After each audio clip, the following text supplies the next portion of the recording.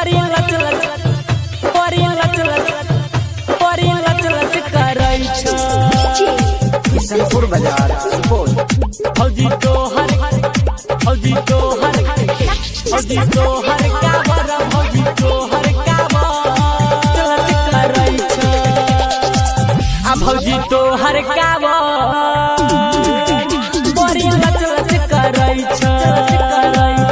फौजी तोहर काबर फौजी तोहर काबर बड़ी लच लच करै छ जल से भरल लोटा दुनु छलकै छ आ भौजी तोहर काबर बड़ी लच लच करै छ भौजी तोहर काबर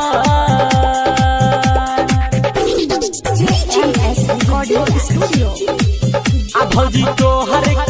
आ भौजी तोहर आ भौजी तोहर काबर बड़ी लच लच करै छ आ भौजी धीरे से चल काबर टूट जैत हे साथ चलै छ जेहो सुना छूट जैत हे साथ चलै छ जेहो सुना छूट जैत हे आ भौजी धीरे से चल न टूट जैत हे साथ जेहो चलै छ छूट जैत हे लागल भीड़ भारी आछे पहिला सोमवारी देख भगत के रेला सब करै छै खेला देख भगत के रेला सब करै छै खेला आ छोटका बौआ देख बम बम बोलै छ आ भौजी तोहर काबर आ बड़ी लच लच करै छ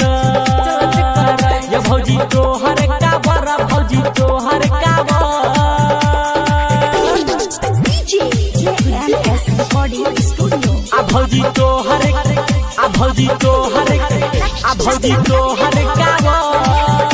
बड़ी लच लच करै छ देख चिलम से धुआं निकालै छै हे रमन जी के गाना बजाबै छै हे रमन जी के गाना बजाबै छै हे बजाबै छै हे आ देख चिलम से धुआं निकालै छै हे रमन जी के गाना बजाबै छै हे अखन तो छै बात पूर लेकिन जाना है जरूर भौजी सुनू न ये अभी है बड़ी दूर सुनू न ये अभी है बड़ी दूर आ देखह न भैया के बात करै छ ये भौजी तोहर काबर बड़ी लच लच करै छ